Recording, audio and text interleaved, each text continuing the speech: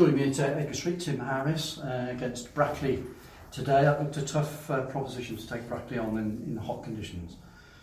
Yeah, the conditions are the same for both sides, so you just got to get on with it. I think the most frustrating thing for me today is that the goal we conceded. You look at the Spennymoor game and we gave four goals away, and today we were in the ascendancy. We were playing some great football, we were getting down the sides of them, getting in behind them, and we were asking questions of them. And we went 1-0 up, and I thought we controlled the game really well. We conceded a goal, and I think it's fair to say we lost our way, and we really done well to sort of get in at half-time 1-1 because they were really then in the ascendancy. But nevertheless, it's a point on board, but with a missed penalty.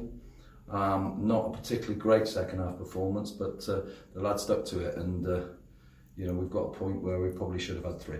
How difficult was you without I would call an enforcer today? No Jacob Kane and no Kieran Thomas in the centre?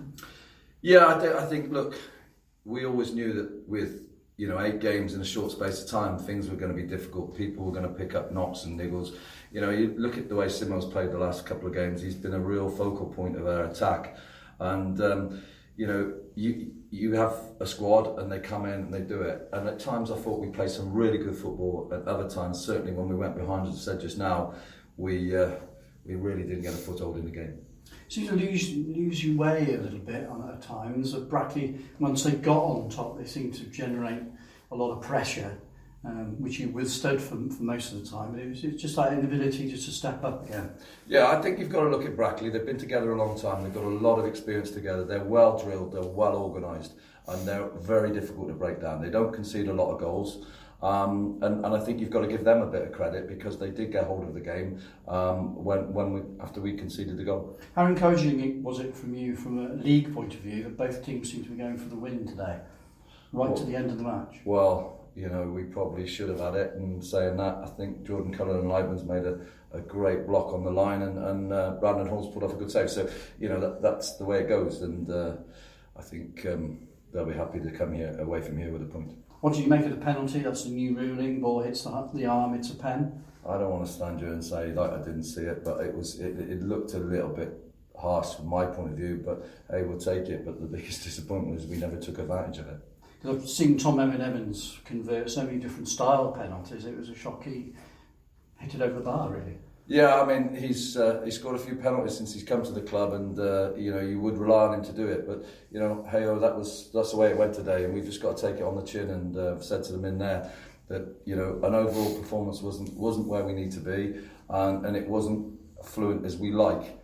We've now got to go to Chester on Monday and try and get those 3 points.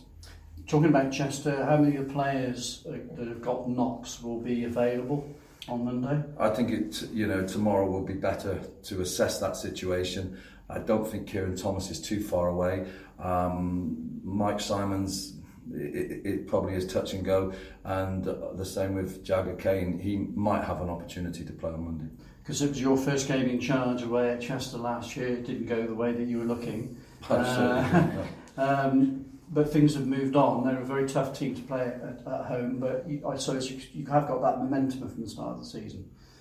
Yeah, look, Chester is never an easy place to go, and I think when you look back to that first game, and I think we were 1-0 down, we've had a great header, the keeper's pulled off a fantastic save, then we've had a sending off and it all fell apart, but we've come a long way since then, Keith, and I think that the lads will be smarting a bit from today for not getting those 3 points. Any knocks from today?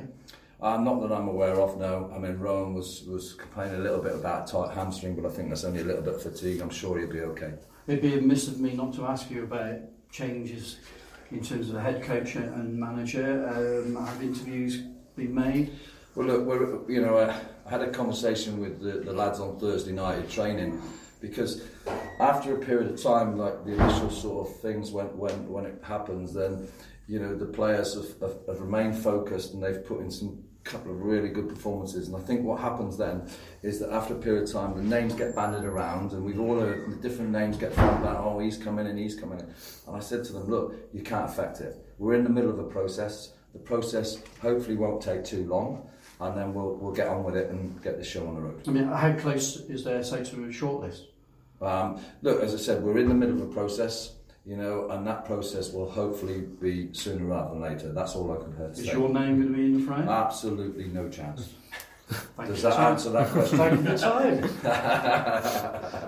for your time. What if you say you beat Chester 3-0 on Monday? Would you Happy still, days. Happy days. You're still happy days. Yeah. Yeah. If I could take a 3-0 win at Chester today, then I'd be absolutely delighted, because you know my role in the club is not to manage the club and not to take it forward. My role, and I feel what I'm good at, is on the recruitment side, the contract side, and supporting a manager or a head coach, whatever it may be.